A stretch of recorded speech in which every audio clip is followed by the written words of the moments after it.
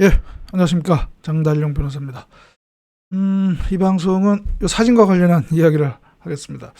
제가 그 사진 영상에서 얼굴 부분은 제가 모자이크 처리를 했는데요. 아직 이 사건의 어떤 진상이 확인되지 않은 상황에서 얼굴을 또 그대로 내보내기가 좀 그렇고, 물론 지금 언론에서는 이 선수의 다 실명까지, 이 선수가 누구인지 다 실명까지 나온 상황이지만, 또 제 방송에서는 굳이 이렇게 얼굴을 내보내는 것이 제 마음에 편치 못해서 그렇습니다. 황모 선수죠. 황아무개 선수. 지금 워낙 지금 언론에서 이 문제를 다루고 있기 때문에 구체적으로 어떤 내용인지는 다 아실 텐데, 일단은 요약을 하면 SNS에서 이 황 선수와 아마 남녀 관계에 있었던 한 여성으로 보이는 추정되는 사람이 글을 올렸죠. 이 황 선수의 사생활과 관련한 글을 올렸습니다. 그래서 이게 지금 언론에서 또 보도하고 해서 지금 이슈가 되고 있는데, 다 성인이든 남자가 또 성인인 여성하고 이렇게 사귀고, 또 남성이 또 여러 명의 여성을 사귀고 하는 거, 그거 자체가 문제가 될 수는 없죠. 예. 몇 수십 년 전이면 모를까, 지금은 워낙 약간 성적으로도 많이 개방이 되고 했던 그런 지금 남자가 여러 여성, 또 입장을 바꿔서 또 여자가 또 많은 남자와 이렇게 사귀고 이렇게 육체적인 관계까지 가는 것 자체가 그게 무슨 그렇게 비난받을 문제는 아닌 것 같습니다. 그것까지 문제 삼아서 당사자를 비난하는 거 보면 약간 좀 뭐랄까요, 좀 요즘 말로 틀딱 이런 소리를 듣지 않을까 싶은데요. 아무튼 그렇습니다. 그런데 제가 이 방송에서 얘기하고자 하는 것은 뭐냐면, 그 폭로자가 폭로한 내용 중에는 그냥 황 선수의 개인 사생활로 치부할 수 없는 그런 내용이 있습니다. 이게 뭐냐면은 바로 이제 여성 상대방 여성들을 촬영한 사진과 동영상 이야기가 나오던데요. 그거는 사생활 문제의 영역을 넘어선 법적 문제가 될 수가 있습니다. 법적 문제가 될 수 있습니다. 요즘에 문제가 되고 있는 바로 불법 촬영의 문제이죠. 도촬이라고도 하는데요. 다른 사람을 몰래 촬영한 문제, 불법 촬영의 문제가 되겠습니다. 단순한 그냥 촬영이라고 하면 굳이 예를 들어서 인격권 침해, 초상권 침해의 문제에 그칠 수가 있겠지만, 만약에 그 촬영의 내용과 범위가 그런 단순히 초상권이나 침해로 볼 수가 없고, 그 이상 더 그 내용이라면 그것은 이른바 성폭력 처벌법상의 촬영 범죄가 될 수가 있겠죠. 예. 이제 논란이 많이 되고 있었죠. 지하철이라든가 그런 데서 원래 또 여성의 꼭 여성이 아니다 하더라도 남성이든 여성이든 어떠한 사람의 어떤 그런 은밀한 부분을 촬영한다든가, 그런 거는 단순한 민사상의 문제가 아니라 형사상의 문제가 될 수가 있겠습니다. 바로 성폭력 처벌법상의 카메라 등을 이용한 그런 촬영, 의 그런 범죄가 되는 것이죠. 그래서 성폭력 처벌법은 뭐 카메라나 또는 뭐 휴대폰 등이 되겠죠. 이러한 기계 장치를 이용해서 성적 욕망 또는 수치심을 유발할 수 있는 사람의 신체를 촬영 대상자의 의사에 반하여 촬영한 경우, 그 경우 7년 이하의 징역 또는 5천만 원 이하의 벌금에 처할 수 있도록 그렇게 정하고 있습니다. 중죄가 되죠. 아주 엄하게 처벌하고 있습니다. 그래서 물론 지금 좀 그 폭로자의 그 관련된 그 주장 내용 중에도 그런 게 있더라고요. 뭐냐면은 사귀던 여러 여성들의 그러한 좀 그것이 그대로 공개되면 여성의 어떤 성적 수치심을 유발할 수 있고 또 명예를 훼손할 수 있고 그다음에 또 그걸 보는 사람으로 하여금 또 성적 욕망을 불러일으킬 수 있는 그러한 사진 또는 영상이 있다.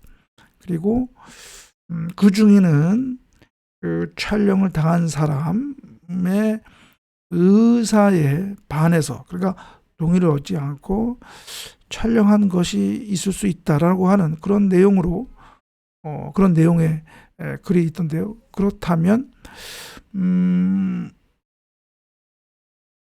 제가 조금 전에 얘기했던 그 의사에 반해서 만약에 촬영한 것이라고 보여지면 그거는 이 성폭력 처벌법상의 지금 이 범죄에 해당한다고 볼 수가 있겠습니다. 물론 지금 선수 측은 그러한 주장을 폭로 내용을 부정하고 그것이 거짓이다라는 취지로 얘기하고 있는데요. 근데 문제는 이 폭로자가 그러한 관련 증거를 가지고 있고 추후 이후에 그 증거를 공개할 수도 있다라고 지금 그렇게 암시를 하고 있기 때문에 이게 그냥 황 선수의 사생활 문제로 단순한 어떤 여자 관계의 문제로 또 볼 수만은 없는 것 같습니다. 그래서 이게 나중에 그것이 공개되고 하면 이것이 또 더 큰 문제가 되지 않을까 싶은데요. 지금 이 선수와 관련해서 또 일각에서는 또 이 선수의 이 문제를, 이 본질을 보지 않고 이거를 또 어떤 성차별론, 또 이런 남녀 갈등의 어떤 시각에서 또 이 문제를 보는 것들도 있더라고요. 그래서 그거는 조금 옳지 못한 그런 시각이다라고 얘기할 수가 있고요. 이거는 뭐 남녀간의 그런 문제로 볼 것이 아니라 이것은 이른바 불법 촬영의 문제입니다. 불법 촬영의 문제. 그리고 제가 조금 전에 얘기했던 것처럼 성폭력 처벌법도 그 촬영을 당한 사람이 여성인 경우에만 처벌하는 것이 아니라 남성인 경우에도 처벌할 수 있도록 그렇게 규정이 되어 있습니다. 뭐 여성의 신체를 촬영한 경우 처벌하는 것이 아니라 사람의 신체를 그 촬영 대상자의 의사에 반해서 촬영한 경우에 처벌하고 있기 때문에 이것을 뭐 남녀 젠더 갈등으로 이렇게 보는 것은 조금 사리에 맞지 않는다 이렇게 얘기할 수가 있고요. 그래서 이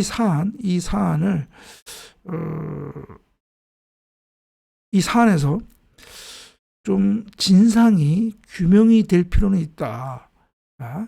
왜냐하면 제가 조금 전에 얘기한 것처럼 성폭력 처벌법의 이런 형사 문제이고 이 사안이 또 가볍지 않기 때문에 이거는 나중에 필요하면 수사를 통해서라도 이 논란과 관련해서는 몇 개의 사항에 대한 그러한 그 진상이 규명이 되어야 된다라고 저는 판단하고 있는데요. 이 몇 가지 사항이 제가 이제 뽑아봤습니다. 이 진상으로서 이제 규명이 돼야 할 사항, 제 나름대로 한번 뽑아봤는데요. 다음과 같습니다. 다음과 같습니다. 뭐냐면, 이 선수의 사생활 논란에서 진상 규명돼야 할 사항, 이렇게 해서 제가 이제 몇 가지를 뽑아봤는데요. 첫째는 이겁니다. 정말 이 폭로자의 주장처럼 이 황 선수가 사귀었던 여성들의 그런 은밀한 부분 또는 이런 노출이 돼서는 안 되는 그런 부분을 촬영을 실제로 했는지, 만약에 실제로 촬영하지 않았다고 하면 뭐 그것으로서 이제 이 문제는 이제 일단락이 되는 거고요. 그냥 뭐 종결이 되는 것이죠. 그러나 만약에 정말 촬영을 한 그런 사진 또는 영상이 있었다고 한다면 그때는 이 사안에 대한 또 진상의 규명이 필요합니다. 뭐냐? 그 황 선수는 상대 여성들을 촬영하고 그 촬영물을 보관한 의도는 무엇인가? 의도는 무엇인가? 어떠한 의도나 목적에서 여성들을 촬영하고 그 보관물을 그 촬영물을 보관한 것이냐? 뭐 동의를 얻든 얻든 마찬가지입니다. 그 의도가 이제 또 중요하다고 보여지고요. 세 번째 사항은 만약에 촬영 당시에 동의를 얻지 않은 여성이 있었는가? 이거는 왜냐하면 동의를 얻지 않았으면 제가 아까 잠깐 얘기한 것처럼 그런 성폭력 처벌법 위반죄가 됩니다. 위반죄가 됩니다.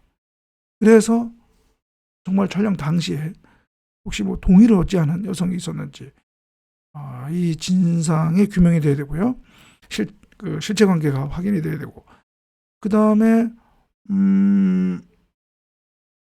또 하나 더 중요한 것은 뭐냐면 이 성폭력 처벌법은 설사 촬영 당시에는 동의를 얻었다 하더라도 이것을 함부로 또 다른 사람에게 보여주거나 제공하거나 또는 유포하거나 또는 공공연히 상연한 경우에는 이건 또 성폭력 처벌법으로 처벌을 받습니다. 이것도 중하게 처벌을 받습니다. 그래서 이것도 마찬가지로 7년 이하의 징역 또는 5천만 원 이하의 벌금에 처하도록 되어 있고요. 그래서 이것이 촬영 당시에는 설사 이제 동의를 얻었다 하더라도 만약 동의를 얻지 않고 다른 사람에게 제공한 경우에는 처벌될 수 있기 때문에 이 폭로자는 그 영상을 본 것으로 지금 이렇게 보이는 그런 내용의 폭로 글을 올렸는데, 그렇다면 이와 관련해서 폭로자는 그 촬영물을 어떻게 본 것인지, 그것이 또 이제 실체가 규명이 되어야 할 사항입니다. 만약에 황 선수가 그 촬영물을 그 폭로자에게 보여줬다고 한다면, 그것을 제공했다고 한다면 동의를 얻지 않고요, 촬영을 당한 사람의 동의를 얻지 않고, 그러면 황 선수나 그 폭로자나 또 그 성폭력 처벌법 위반죄로 처벌을 받을 수가 있는 거고요. 그래서 이 다섯 번째, 폭로자는 촬영물을 황 선수에게 제공받은 것인지 이것을 또 확인이 필요한 사항입니다. 또 아울러서 황 선수는 그러한 촬영물을 사적으로 그 폭로자 말고 또 다른 사람에게도 제공한 적이 있는지, 이런 것들도 확인이 필요합니다. 만약에 정말로 이 폭로자의 주장처럼 황 선수가 사귀던 그런 여성들의 어떤 신체의 그런 부분을 촬영한 것이 사실이라고 한다면, 제가 앞에서 얘기했던 이런 사항들이 반드시 진상이 규명이 되어야 한다라고 하는 것이죠. 왜냐하면 그러한 불법 촬영의 문제는 바로 사생활의 영역이 아니라 그것은 불법 촬영의 문제로서 그런 사안에 따라서는 성폭력 처벌법 위반으로 형사 처벌 받을 수 있는 사안이기 때문에 그렇습니다. 더군다나 축구 국가대표 선수라고 하는 그러한 아주 유명한 공인이라고 볼 수가 있겠죠. 선수 그 공인이 그러한 행위를 했다고 한다면 그것은 단순한 도덕적 비난의 문제가 아니라 그거는 법적인 형사 처벌의 문제이기 때문에 그렇습니다. 그래서 이 불법 촬영은 이거는 범죄입니다.